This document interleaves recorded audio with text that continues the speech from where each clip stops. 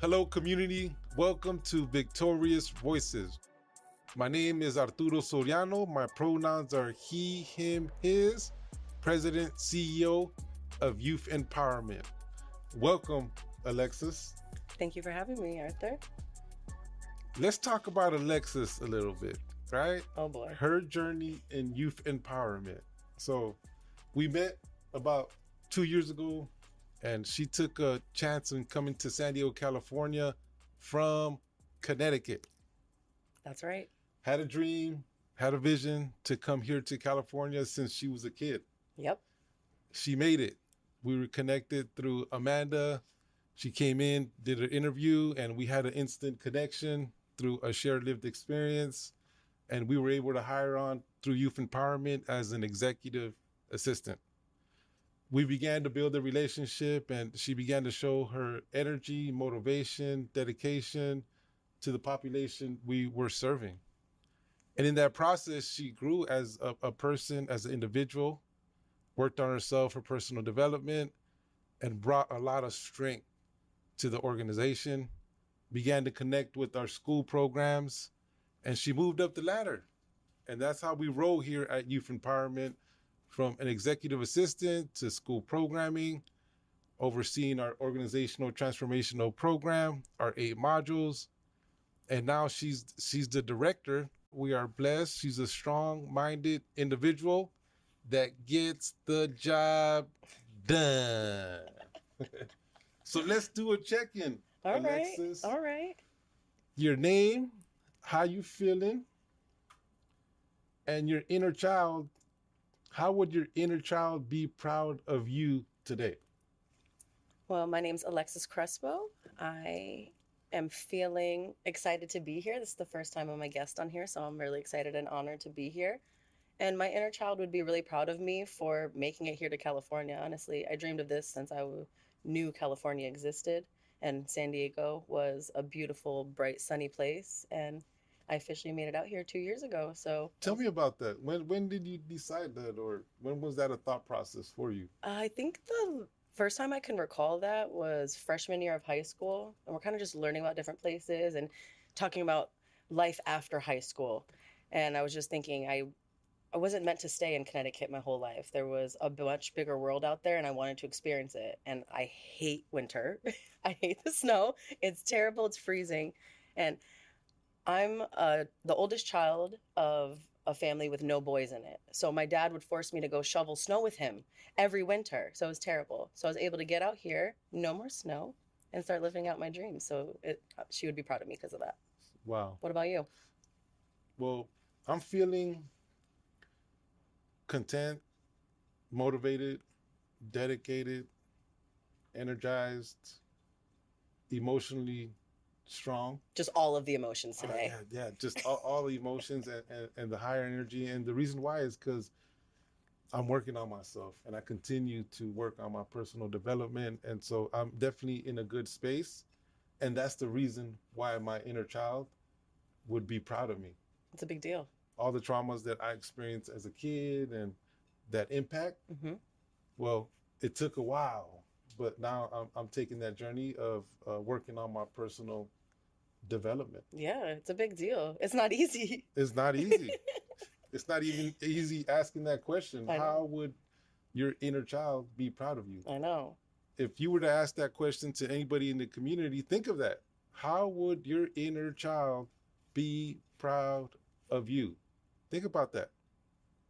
Answer that question to yourself. How would that inner child be proud of you?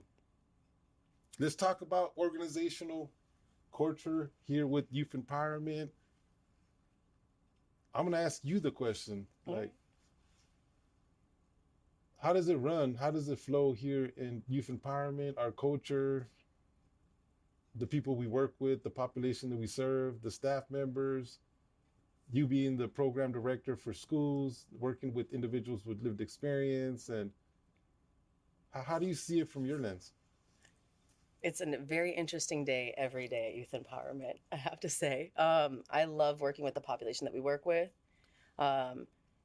It's great and can be challenging sometimes. When you are previously incarcerated, you don't have access to everything that you would have if you went to mainstream high school, or if you went to a trade school, or if you went to college or university, whatever that looks like. So coming back into the job and career world, there's some gaps there that they just didn't have access to, and it's no fault of their own. So we're now playing catch up with that before we can even lay some foundation for us to be able to train them and then send them out to our schools and help out with our kids and families. But aside from that, we have a great culture here. Everyone comes in a great mood. We're one of the organizations where you come in every single day and you're pretty much in a good mood. You're happy to see each other. Even if you're coming to work to have to work, you're around like minded people who all have the same mission and values that you have.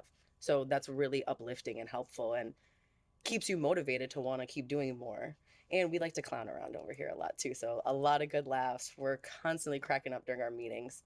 Every Monday we have our mentor meeting for 2 hours. We're joking around, we're getting things done, we're doing all our lesson planning. We have a good culture here. I mean, there's a reason people don't like to leave once they get here with us, you know? And people are always looking to come work with us and work for you. You've done a good job cultivating that. Thank you. And one of the things that I've seen that has had an impact is like, and this goes for all organizations. I suggest this, recommend it. Um, that each program has a type of an agreement that they abide by whatever agreement that is, and we're known to do check-ins at every meeting. And why is there importance of a check-in? Because we can identify with that check-in your name, how you're feeling, then the check-in question, but then we're able to determine how that individual is feeling. And if that individual is feeling irritable, depressed, sad, then we know how to connect with that individual, and then we know how to support that individual too. Exactly. So that's been a great success of the culture here at Youth Empowerment. Also our Tuesdays, Mm-hmm. and like that personal development of us having our groups and talking about the impacts of trauma, what we've been through, the substance that goes to that, the behavior, the temporary relief, the shame and guilt, and all the consequences that go to that, and just having transparent conversations. I feel like that's been extremely helpful with our mentors and our staff, because we're doing heavy work on a daily basis. Not being able to have an outlet with people who understand you could be really detrimental to your mental health, especially having to be on all the time with our populations. So having that space to share with other people who are going through the same things that you're going through in real time is such a big deal. Absolutely. Absolutely. And you touched on credible messengers, individuals with lived Mm-hmm. experience, the not for their fault, but like the training component to it. Yep. The best definition of a credible messenger is when they have that lived experience. And I want to explain what credible messenger is. Yeah. A credible messenger is an individual that has lived experience that has been impacted by the justice system, whether it's the juvenile system, adult system, the prison system, the adoption system, the CPS system, a system that now is contributing back into the community. And the power in that is that we have that relationship, that rapport within the communities, That we and we're do. able to build that relationship with the youth and individuals and families that we serve. Mm-hmm. We're able to rumor control, right? Like happen within the community. We're able to identify that the culture, the proficiency. We're able to de-escalate violence, or sometimes even after the violence is committed, we're able to go in there and connect with these individuals. And Mm-hmm. that's something that systems has a hard time doing. Why? Because they're not connected to the community. We're boots on the ground, lived experience. We built trust and rapport with the community first and foremost, but also systems that are in place. And we're not doing the work for them, but we're there for our people. Mm-hmm. And that is the value of a credible messenger. Well, we're also teaching systems how to better serve our communities. You know, they might not live in our community, so they're not even aware of what we fully need. They just went into the service industry, and now we're here to tell you we need X, Y, and Z. This is how much of it we need, and this is how often we need it. And we're having those real conversations now, and we're actually able to talk to our community, ask them what they need, and then be their advocates for that. Because we're now getting into advocacy. That's a huge component that we're bringing into our organizational culture now, being able to advocate for more resources for our communities, being able to advocate for our programs, for our people. That's a huge deal, you know? Not everyone can take on credible messengers as employees. Serving them is also a lot of work. You've So been doing that for like 10 years. yeah, and you know what you said is the definition of a true public safety Mhm. model. Everybody wants to feel safe, Of right? course. But when systems are in place to keep the community safe, then we need to have the community credible messengers lived experience Hmm.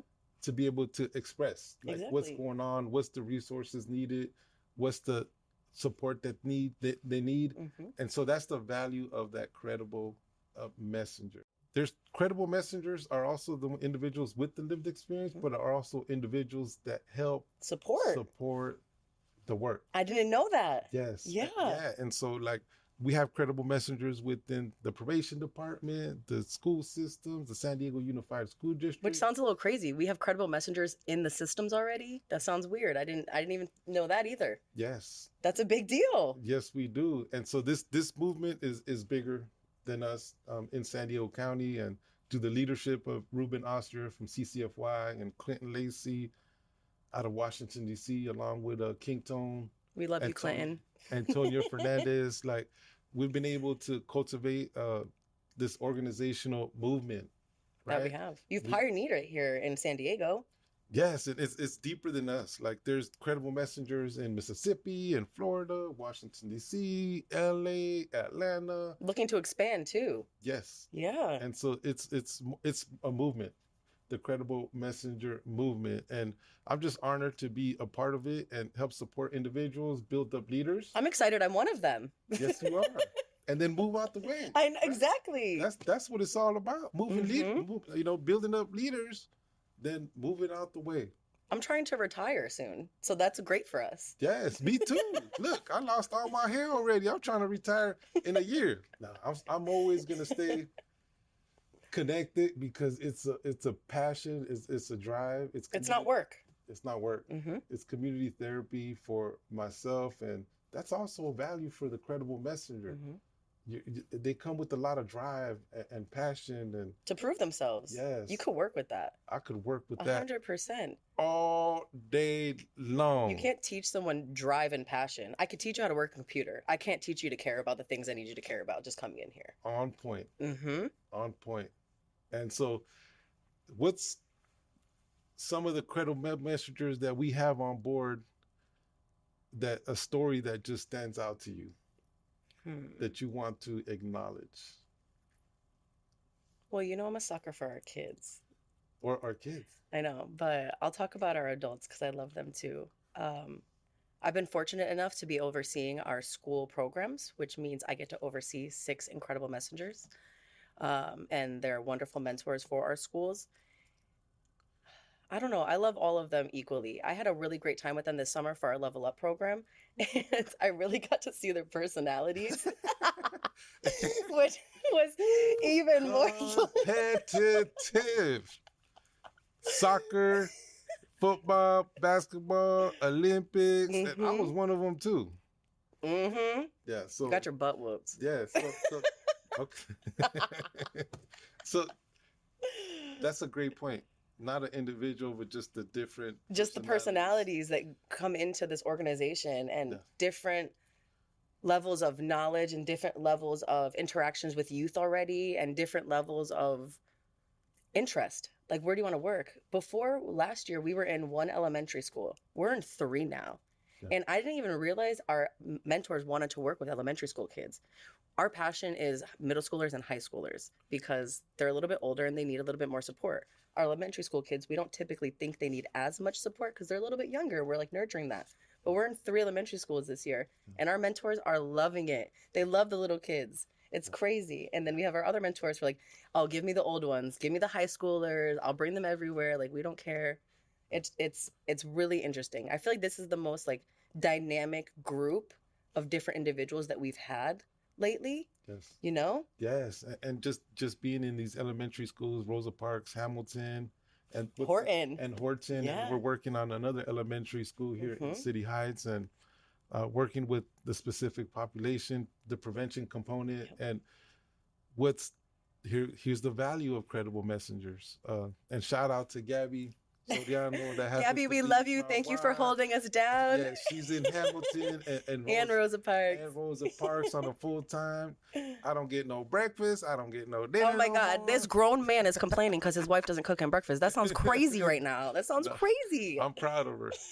And honestly, like I took over the with my older daughter, like I get a cook her That's cool. You breakfast guys get a little more bonding time though. for sure. Yeah. And so the value of credible messengers going into them schools, we've been able to identify the families Yep. and know the families that we've connected with them youth. And that's the value of having that relationship with the family and the youth and the prevention component, because there's a lot happening within the community. So much happening. The social media, the spike of violence, the sense of belonging, like kids are committing crimes on Facebook Live, Instagram Live. I'm like, so glad that didn't exist when I was younger.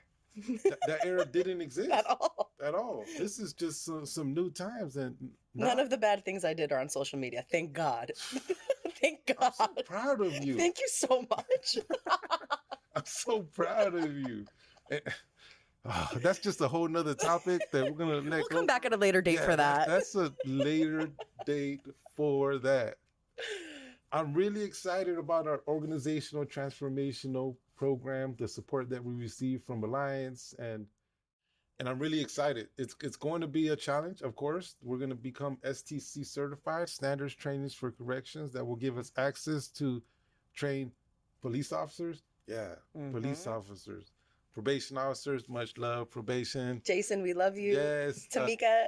Correctional officers and sheriff's departments, right? And so all this, it gets interesting because systems are set in place. That they are. And the staff that work for systems, there's policies and these procedures, and right, everybody wants to do their job to the fullest, and that's when conflict happens, right? And so these services are going to help these systems, corporations and organizations, to put a system in place to that they're effective with the population that they're serving. Which is amazing because, like we were saying before, not everyone knows how to work with you. You don't know what you don't know. And if you haven't experienced that, then you don't know that. But we have. So let us put you on to what we know. We'll train you how to work with our people. We're not asking for a lot. We're just asking you to hear us. Yes. We just want to show you something. And there's value in that. When we're able to, like, for example, train a probation department, if they're working with the adult reentry or the adults on probation or parole, to be able to bring the voice of that adult. If we're training school systems, then to be able to bring the voice of that student. If we're training probation juveniles, we're able to bring a youth to the voice, right? And so that's power in that. So we're definitely looking forward to the modules.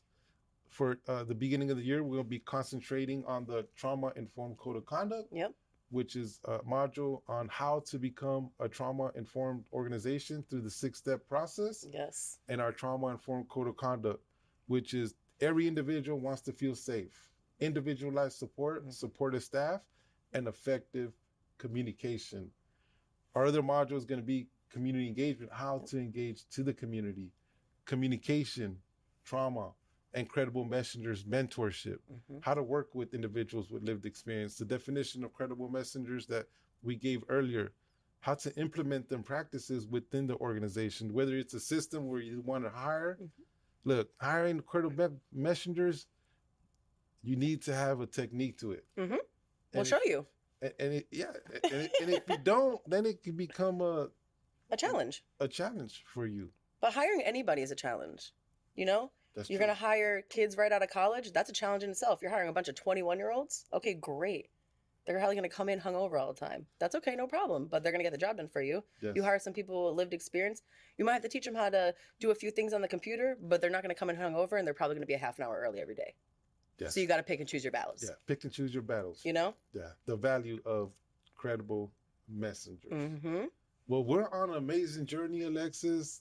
But the organizational culture, how you feel, how we check in, and whenever we are feeling irritable and not too good and all over the place, and we're able to bring that back and check in, and that goes for every organization and system that's in place.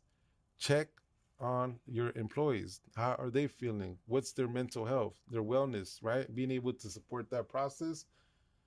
the organization, the corporation, you're going to have that much more success for your future. But be honest about it. The problem with check-ins is if you don't cultivate a community or a space where people could be honest about how they're feeling, they're not going to work for you. So the best part about us being able to check in is if I'm irritated that day, I'm going to come in and say, hi, my name's Alexis. My pronouns are she, her, and I'm really irritated today. And that's the version of me you're going to get in that meeting. But at the end of that meeting, because you allowed me to have that space, I'm probably not going to be irritated anymore. I probably feel heard. I'm in a much better place, and you probably motivated me. But because I could be honest, and you're going to accept me at whatever space I'm coming from, I'm still present to do my job, we get more done. Absolutely. And on a check, I want to leave on these terms. Like we talked about feelings and irritable, and just keeping in mind that no feeling is final. You're not going to stay angry forever. You're not going to stay irritable forever. You're not going to stay depressed forever. But having a strong support system where you're able to share that is going to give you some relief and support. So we love you. And on our checkout, before we check out, I'm going to leave the checkout question to Alexis. Tune in, Victorious Voices. They're coming. All these episodes coming back to back to back. We're putting all that together to share out to all medias. So looking forward to hearing your feedback. Thank you for your time. Alexis, can you check us out? That I can. All right. First of all, thank you for having me. It's my first time being a guest. I'm so excited to have been here. And for our checkout question, I asked my mentors this yesterday, and they really liked it and got the juices flowing. What emotion is your favorite to feel around your favorite people? Ooh, that's a good check out right there. Mm-hmm. Motivated. Yeah, that's a good one. When I feel motivated and everybody's feeling motivated at the same time, it just like creates that energy, that unspeakable energy and vibe, and we're vibing and we're getting it done, and everybody's communicating, we're on the same page, and we're rolling, and we getting the job done. I dig it. How about yourself?